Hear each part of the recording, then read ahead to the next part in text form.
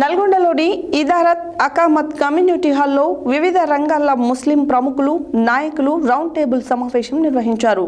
ముస్లిం minority స్థితి, ఆర్థిక, రాజకీయ అంశాలపై సుదీర్ఘంగా వక్తలు తమ అభిప్రాయాలను వ్యక్తం చేస్తూ పలు తీర్మానాలను ఆమోదించారు.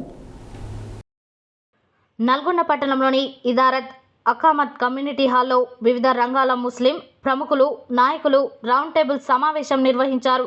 ముస్లిం మైనారిటీ స్థితి, ఆర్థిక, రాజకీయ అంశాలపై సుదీర్ఘంగా వక్తలు తమ అభిప్రాయాలను వ్యక్తం చేశారు.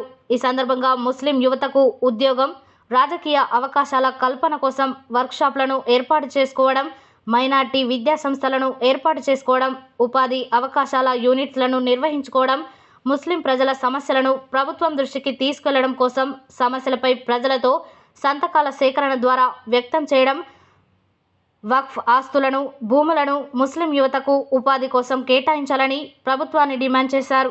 ప్రభుత్వాన్ని డిమాండ్ చేయడం వంటి ప్రధాన తీర్మానాలను చేశారు. ముందు ఈ తీర్మానాలపై మరిన్ని సదస్సులను నిర్వహించడం జరుగుతుందని అధ్యక్షులు సయ్యద్ తాజుద్దీన్ అన్నారు.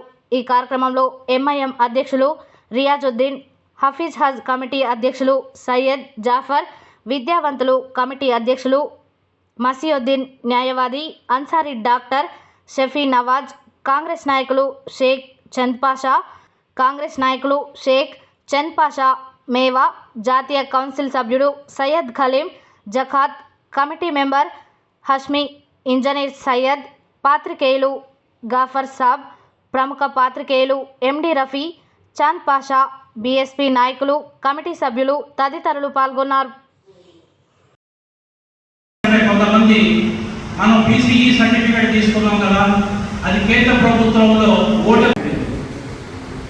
మనకి కేంద్ర ప్రభుత్వం అనేటువంటిది ఒక 10% రిజర్వేషన్ ఇచ్చింది, ఈడబ్ల్యూఎస్ అని ఇచ్చింది, ఎకనామికల్ వీకర్ సెక్షన్ ఇచ్చింది.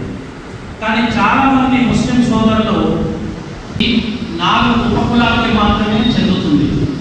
15 ఉపకులమైనటువంటి సయ్యద్ కానీ, మొఘల్ కానీ, పఠాన్ కానీ వీటికి బీసీఈ ఇవ్వదు.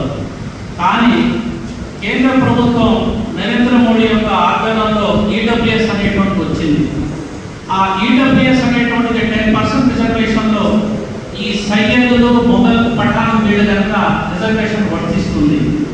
వాళ్ళు కనుక ఇది ఎందుకంటే మనం చాలామంది ఇంటెలెక్చువల్స్ ఉంటారు, కానీ తెలియదు, వాస్తవానికి తెలియకుండా ఏం చేస్తున్నామంటే మనం ఇందాక చెప్పినటువంటి సివిల్ సర్వీస్లో మనకి షేక్ అనేటువంటిది వర్గం మాత్రమే బీసీఈకి సెంట్రల్ గెజిట్ లేదు. అది చాలామందికి అర్థం కావట్లేదు. సెంట్రల్ గెజిట్లో బీసీఈ లేదు. చాలామంది ఏం చేస్తారంటే బీసీఈలో సెంట్రల్గా ఓబీసీ వస్తుందని చాలామంది మేధావులు, చాలామంది ఇంటెలెక్చువల్స్ కూడా అక్కడ ఫ్లాష్ అయిపోతారు, కానీ రాదు. షేక్ అనేటువంటిది కనుక వాళ్ళకి బీసీఈ స్టేట్ గవర్నమెంట్కే వర్తిస్తుంది. కానీ మనం ఏం చేస్తున్నాం అంటే కొంతమంది మేధావులు ఏం చేస్తున్నారంటే ఇక్కడ స్టేట్ గవర్నమెంట్ బీసీ అప్లై చేస్తాం, సెంట్రల్లో ఈడబ్ల్యూసీ వర్తిస్తుంది అనేటువంటిది కాల్లో ఏది పెట్టడం.